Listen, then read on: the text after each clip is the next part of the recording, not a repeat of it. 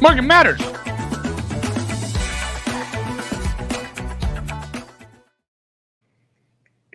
I'm sorry.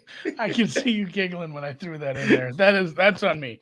That's 100% on me. That was incredible. Bit of a weird week here. We don't have the college slate, although maybe it's time the FCS got its shine. Come on. Welcoming in Mr. Motoi Pearson of WynnBET, senior trader. I made it. Only 10 minutes late today. He Not couldn't bad. find his phone stand, so he doesn't know what a laptop is. I mean, my setup is from like 06, like what I'm doing right now. Yeah, you're gonna be all right. Like, you'll make it. They're not gonna make it. It's the opposite of that. You are gonna make it because you're gonna regale me with some tales of the betting markets today and tell me what's cracking out there in the desert.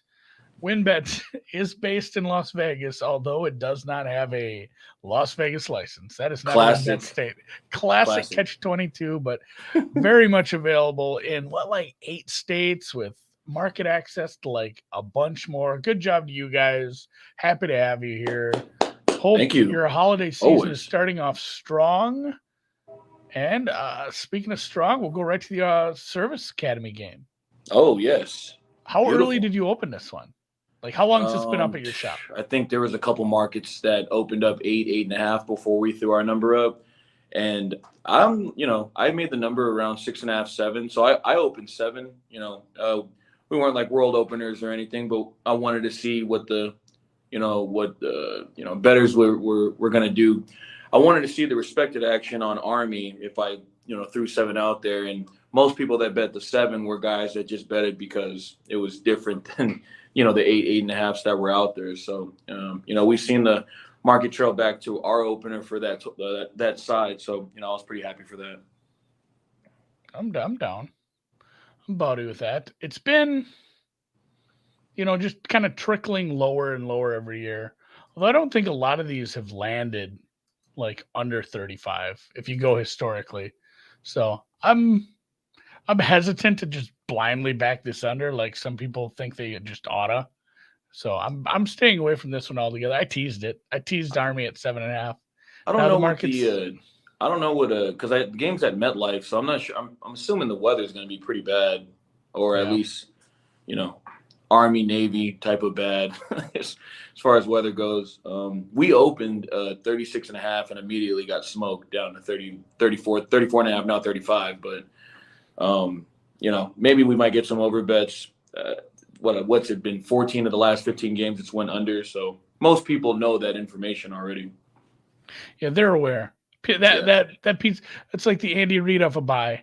That information it's out there in the stratosphere for you to take in at this point. So, and I was more interested in that total to see like if eventually there was like a boiling point where somebody would hit this over eventually. Yeah, and when these limits get raised, I'm assuming we're gonna see over bets like from guys that are just taking a shot at it or with some type of sharp opinion on Saturday. But right now it's all under money up until us talking about it right now. Yeah. All right. Well, you won't find me betting the over. I'll just be watching it. You know what? I'll be watching. We'll get to FCS at the end. We'll save that for the end. We'll go to the Association of National Football Leagues. That's not what we call it. I like it. But we'll go there and then National Football Association, the NFA. We'll tease it. We'll do it at the end here. I'm just gonna bring up ones that I bet. Honestly, not all of them, but just as like a victory lap for myself. I might sneeze here, buddy. You're about to pull a me. I had something like that like 2 weeks ago. I thought like my head was going to explode. This is something I hit off the opener, and Drew and I talked about a little on Wednesday. I bet Cleveland. This opened at a pick some places. Yeah. You could bet this in the early markets at a pick, Cleveland. And really the only thing that happened is like the cornerback injury. And we said, a cornerback is never worth 2.5 points. But at this point, now you're down your 2 starting corners from the beginning of the year. It's a cluster injury. It's a problem. It's a cluster F. This defense has been susceptible anyway, and people are clamoring. I mean, is that what you're seeing? Are you just taking Cleveland money, or are you getting a little two-way? No, we actually took a big swing on the Browns earlier today at I think 1.5, or maybe it was 2. I just walked in when we took the bet. So, it was a, respected better that we know. Obviously the market may have been a little bit off when he did bet it, but, we respected it as much. And I think a lot of the guys in the back respect the Browns in this position too. I'm fine with that. Has the total moved much? I didn't even really look at that. No. Oh, I think it's a divisional game. A couple of teams that have been a little less than great on offense right now. I thought maybe we saw some understeam here. Maybe I'm incorrect. We were ahead of the understeam, and then we took an over bet at 42.5 just because we were off market. Some guy just kind of cleaning the board up. So we ended up going back to 43.5 and then just got annihilated there. So, we kind of just booked ourselves right to 43. I'm not sure I like what do you think of those guys? Board cleaners. Like, is it a service or a disservice for you as a bookmaker? I think if we have a good lean on something, it's good because we know we'll get the bets that we want from the board cleaners if we're going to. That's what I'm saying. You're leaving it down there. You're leaving it down there. You're expecting them to do it. Is it ever a bad thing then if you're expecting it to happen? Yeah, I think it's especially in the mornings for college basketball or NBA because, at 6, 7 in the morning, there's so many markets that are moving, for the daily games. And if you miss one and if you miss a game and it's the sharp side of a game and you don't get to it quick enough, you'll get a bunch of guys with no opinions betting the side you should have moved because you didn't get to it quick enough. So instead of having 2 limit bets on something, you might have 3 or 4, and then you're like, well, I'm going to get fired. So, that's kind of what that comes down to. I don't think we've made it through an episode without you mentioning you getting fired. I think it's been 3. I'm not trying to bring it into the reality of it, but it's always a good shtick. I'm gonna say this just because in case Berg is watching, when we talked to Derek that one day, I think he'd take you back in a heartbeat. Don't tell me this thing. That was my read on the thing. I just want to say that so that the people above you know that they should be doing everything in their power to keep you on board. And you know what I'm gonna, as far as Christmas bonuses that might be coming up, anything along those lines. I'm taking 2 steps back just for anybody who maybe doesn't understand the lingo. Can you just really dumb down what a board cleaner does? Well, yeah. So relative to the market, if anyone has a screen, if they're using a Don Best or maybe a Wager Talker, whatever they can use, to get their optics on whatever markets they're going to be betting on. For instance, today the Thunder and the Lakers are playing, and the line's been hanging around 5, 5.5, I think down to 4.5 because of AD and LeBron as the usual on the injury list. So if we're not moving, accordingly, and we see the market moving down to 4.5, 4, and we're still at 5, we'll have, essentially the same customers that we see on the tickers betting that +5, not because they are, that's a big opinion of theirs that they really like Thunder. They're just betting it because the number's off of the rest of the market and where it's going. I got you. Yeah. So that was good. I thought you did a better job of what I would have said. So I appreciate that. I'm only thinking Thunder Lakers because we've been so frustrated watching that line move. I'm like, turn the game off. I can't imagine. I'm never turning the game off. But I can't imagine booking NBA. Have fun with that. Dude. Good luck. Yeah. You're gonna tune in 2 weeks and Mo's gonna have gray hair because man. Well, we've been doing that. We're the world openers for the overnights. It's it's exciting. Exciting. Yeah, I was gonna say that's one word for it. All right, Falcons Panthers, another divisional matchup here. Atlanta, at least in my opinion, has seen some money here, and I think this is another one that ticked a little to the under. I'm not 100% sure. Where'd you open this total and where'd you open this side? Full disclosure, I think we opened the total 44. Yeah, if I remember correctly. But we did open 3-20 on the Falcons and got smoked on Falcons between I think 2 days ago, and then yesterday we took a pretty respected bet to get to where we're at now. So I think we're at least in line with market. I think everywhere's 2.5. But once again, the board cleaner bets kind of drove us down because the market was already moving on the under before we even had a chance to really think about if we should be going down or not. Oh, so I like that you're not always just moving on air. You caught a little flack. Somebody hit me in the chat. You caught a little flack for that last week. It's tough, man, because obviously up into this part of the season, the numbers are strong. So to get off something because, book A is like at 43 and we're at 44. We're like, well, I think we're fine, just to take a bet up until then. And that's the thing. Like, maybe you trap a board cleaner, take a little of his paper. Maybe you don't see him next week because he's broke. Yeah, we like to. I always like to think if they're just gonna buy back. I'm like, well, they could just get off, jokingly. I'm like, yeah, that was a pretty bad bet, my man. Like, thank you and goodbye. Yeah, it's all gamesmanship, I guess. Thanks for your patronage, sir. Then you send him a koozie, a little swag pack. That's it. Maybe get him a set of those WynnBET headphones. All right, and again, not financial advice, but I bet Atlanta. This is another one we bet on Sunday night on the opener. Just crushing the low limit board, no big deal. Washington, Dallas. I took this at the worst of the number per near. I took like a 4.5, maybe 4.5 even though. So I don't care. I know the injuries are kind of getting weird, but this is more of a long-term question. How has the Washington money come in over like the last month? Because we have seen some like consistent action on Washington on our end. I've seen, well, to back it up, I think the public is just as confused. Sorry, hold on. My bad. The public is just as confused with the football team as well. And I think the steam has like been against them for like the past few games that they've won, which is, interesting enough. Oh yeah, that Seahawks team for sure. Yeah, that was big and we heavy. Talked about it. It was so wild. I mean, Seahawks were still a 3-point favorite at halftime too, which was even more mind-boggling. I thought that I was very confused about that. I was more confused about that than the pregame. Like, what are they watching? Anyway, but no, it hasn't been as much football team money as we, because they're just as confused on games that they're only winning by 1 or 2. I mean, they're not like world beaters of any kind. I think maybe they might respect them a little bit more going forward. But, we've been seeing more Cowboys money than football team money up until right now. One thing I wanted to tell you when I seen this game show up is I think 2 of our sharpest guys bet football team on the money line in plus 4.5. So, I mean, they bet that about 2 days ago. I mean, these guys don't really move the market as much, but I mean, the respected guys that I'm telling you about, I think football team might be a pretty good deal going forward, before kick. Yeah, I'm on Dallas, so they can pound sand. I'm fine with this. I'm selling.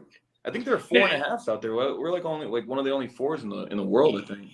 And it's weird too. You can say like I tried to say like I'm trying to sell high on Washington.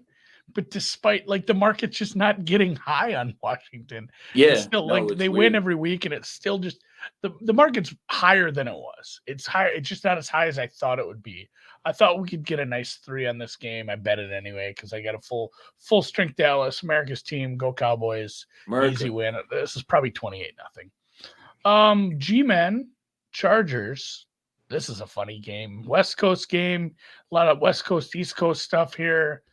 Does the quarterback decision come into like you're not lowering the limits on this because you don't know the quarterback for the Giants is what I'm saying. No, we're already it doesn't matter, right? The Giants present. Yeah, we're not confused on, whatever happens.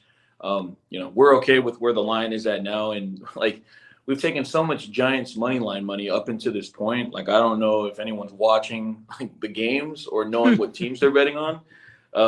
But this is like one of those dog games where we'll see like $100,000 liability on the Giants, and we're like, well, that's fine. Like, we're not really bugging out on New York in this position. So you're gonna need the Chargers. Yeah, we'll probably need Chargers. I haven't seen much plus 10, and I think for the most part, some people are laying 10, but those are like the $50-$100 bettors, and nothing too crazy on this game. This is a good question. It's from Dan. I mean, it's just Dan in the producer's chair over there. But the college football, who opened those? Who made those lines over there for you guys? You don't have to tell me. Matt was at Bank of America Stadium to watch the Wake Forest Pittsburgh game. So he was kind of out of commission. So like I put together some of the lines. I thought we didn't get to it in time before our system kind of threw in the line. Like we didn't open them per se, but I had 6.5 Georgia and like 13.5, 14 for Bama. So my line was significantly shorter on Georgia, which I didn't drop Georgia any during that game. I actually just bumped Michigan up. I've respected them all season. I don't think I've bumped them up enough. I'm nervous that like finally, when I bump Michigan enough, like they just get blown out by 30 points. Like that can easily happen. But I didn't get with Matt to see what his numbers were. I think he's still working on some of the bowl games himself. But yeah, I just had Georgia a little bit shorter and Michigan or Alabama as a 14-point favorite. I hate these Midwestern teams going and then finally having to play an SEC team. Remember the last time one of our Polynesian brothers went and went up against Alabama? That was a 10-point. What was that? A 10-point line for Notre Dame and Bama way back in the day. God, they just got smoked. I fell into the trap. Me and God, is he still even in the league? I think it opened 11. Yeah, 10. No, you're right. Yeah, 10, 11, and then it got 10-ish. drove up to like 13 within like an hour. Like it was 13 within an hour. I didn't even know. That was like 2011, so I was like barely. I mean, I was in the game already, but I remember seeing that line and everyone was kind of like bugging out about it. And like if they would have dropped that line when social media was big, like Twitter would have exploded, or at least the gambling side of it would have.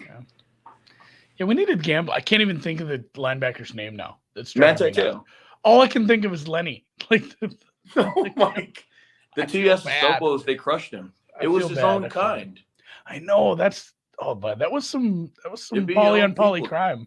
Yeah, the TS Sopos, their names were like getting out of the picture, so they inserted themselves back in by catfishing one of their own. It's kind of like if The Godfather took place in in the Pacific Rim. I feel like we should be writing a screenplay at this point. We will be. You can mark that down. We will be. All right.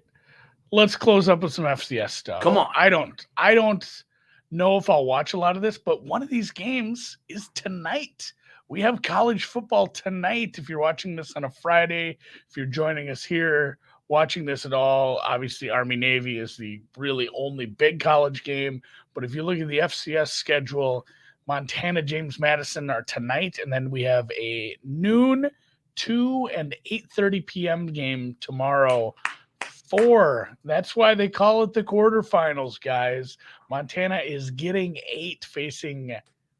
Oh man, I almost said the Dukes. It is the Duke. It is the Duke. Yeah, it's the Dukes. Okay. Yeah. Right. It's the Dukes. So the Grizz and the Dukes, and the Cats and the Jacks. Saturday, and I mean, are these bets you're making? Are you taking the dogs near? Good luck. No, yeah, I love James Madison. Like James Madison is going to win the championship. I don't care. I've already talked myself into this. Like in week 1, maybe like 2 games in, I said this is going to be the team, and they trounced Southeast Louisiana last week by like 40, which was incredible. I watched that whole game. It was insane. I made the Montana line. I made was about 7.5. So, even though I like James Madison, I think the number is just about right. I wanted to just talk about it because it was it's today. This one's going to be a pretty exciting game because I think Montana, seemed like they were a little bit lackluster in the middle of the season. It seems like they're picking it up, and, they had a big win. I think we gave out Montana against Eastern Washington. We did. And they got there. So I like you say like I had a part of that. I wouldn't get too heavy on James Madison, just considering the number, but I'll still like the Dukes tonight, regardless at home. They've been playing very well, especially at home. They're a tough out. You think this Montana defense has enough starch to keep this one under the 46? Yeah, that's the problem. Like, I mean, James Madison, Cole Johnson, I mean, this guy's on fire. So I think personally, I mean, if James Madison gets out to a pretty good lead, Montana has the pieces to at least score and stay in it, even if they're down, a couple scores. So, I'll probably lean over in something like that just because I think James Madison's a little bit more solid there. Yeah, that's where I was headed with that. I didn't think there's like this strong dog under correlation. Yeah, Montana doesn't seem like it. This doesn't seem like you go play at James Madison and cover in a real low scoring game. You got to hang with them. So exactly. All right, looks like I'm betting it over tonight. That's fine. I know, but my South Dakota State line, I think I had around 11.5. Villanova earlier in the season, I mean, they even beat James Madison, but they're very high scoring, very potent offense, and they've just been playing a little bit, below their standards, I guess would be the best case. And even at home, this South Dakota State team's a monster, and they've had a couple of tough losses in a rough conference schedule, and they played like a bunch of games going from last year up until now. But, I I just think the mismatch on defense, the way Villanova's been playing offense, like, if South Dakota State can convert a couple turnovers, I think this thing can get ugly quick. And they were up 24-3 on Sacramento last week before they kind of just like, I don't know if they were just trying to run out the game and They just did trying to what the get out of Vikings there. did. Like, But whatever. South Dakota State, I think, is going to blast Villanova. I think that line's, like 4 points off. So Jackrabbits, baby. And it's getting steam towards the crew from Brookings. Not a great travel spot. And I mean, I think it was in Dan wrote an article, producer Dan over on the BetSpert site. He wrote an article about this. And I think that's where I read this. And I kind of forgot about this. Like, they went deep into the playoffs in the spring. Like, some of these guys have played a shitload of football this year, which I don't, the cumulative effects are one thing, but you did have most of the summer off. So I don't know how much that is, but man, they got to be travel weary at some point here. And they went out all the way out to the Bay Area. Not quite. Sacramento's kind of in the middle of God knows where, California up north, but you play in Sacro, you come back home to Brookings, you go out to Philly, you get your cheesesteaks, you take care of business most likely. But yeah, I wish I'd have grabbed a 7 now. It's just more of a homer pick, as my daughter went to school today in a Jackrabbit sweatshirt. Beautiful. I shit you not. That's what you call a sign. That's what a sign is. Well, I mean, it's where we're from. So is that her only piece of clothing? Is that sweater? She only just has that Jackrabbit. She just has that. No, I mean, as far as college football team, that's her only one. Oh, then that makes sense. I mean, we must play Jackrabbits. I don't know what we're thinking about. I feel like this. And yeah, Dan says tomorrow is the 24th game this calendar year for the Jacks. Yeah, I seen Dan posted all the teams that were remaining, how many games they've played up until now. And I mean, my God, obviously it's not like basketball where they play every day, but I mean, that stuff takes a toll on your body. It does bring up an interesting point, though. Should the FCS have to play 2 seasons a year?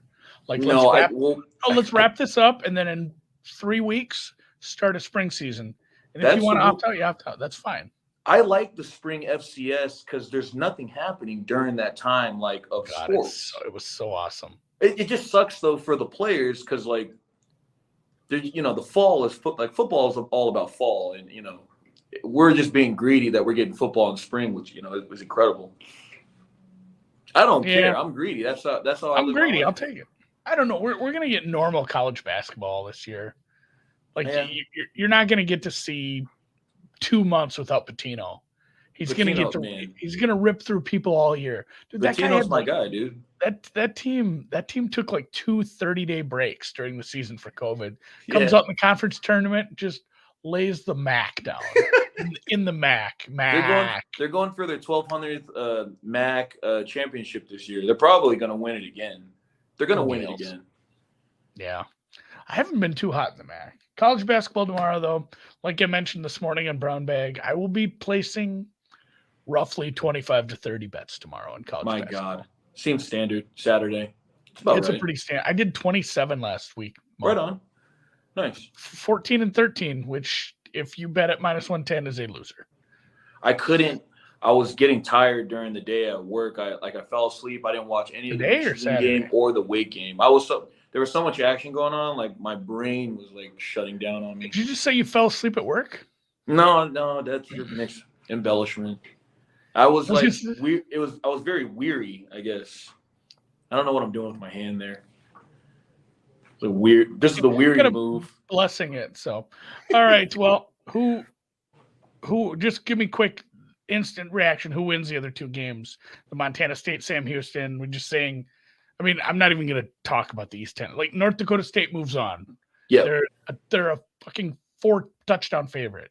But Montana State, Sam Houston State, who would they face? Who do they get the winner of? They would face South Dakota State, the winner of South Dakota State or Villanova. Bad news for Sam Houston. Yeah. If South Dakota State gets there and they have the rematch of the championship, the Jackrabbits are going to get there. That's how I feel. I like that. So we're probably what would you make the line on? I keep saying I'm like Columbo here. One more thing, just one more thing. What would you make, and who would host the James Madison NDSU game? North Dakota State Bisons would host. So North Dakota State -8.5, 10. Yeah, it'd be I think I'd have it 6.5 Bisons, a touchdown. It'd be 6.5 Bisons, and then Sam Houston State would be like I'd bet the piss into that 6.5. Sam Houston State would be like 1.5 at home against Jackrabbits. Maybe it's like near pick. Give me that money line. I think that would be. I have to go look at the numbers, but I think he had thrown a touchdown for Bisons. I think. I'm Bowdy. All right. Well, I'm gonna let you get on with your weekend. You still got to work a little bit today. Yeah, just a You tad, got man. meetings, I got a meetings, meeting in a meetings, little meetings. bit, and then I got people. People are always coming in from out of town. Like I can't not just like sit down and like breathe. I got to go out and do things. Now you're making me feel bad for that Saturday night. You made me show you around the circa. That was fine. That was fine. When you come next time you come back out, I'm gonna be hurt. Yeah, well, I'm gonna make sure you'll be hurt. Andy's coming again. I'm gonna put you through the ringer that time. All right, go have a good weekend. Good luck on all your bets. Good luck trying to book second halves tomorrow. I might crush you on that too. No offense. And yes, Motoi. I gotta say it with the hard O. Motoi. Yeah, that's fine. Hard O's Motoi. See, but it's Mo when it's short, but when it's long, it's Ma. Yeah, it's very confusing. It's a confusing deal. Motoi Pearson, WynnBET senior trader. Thank you for enlightening my ass today, and we'll catch you next week.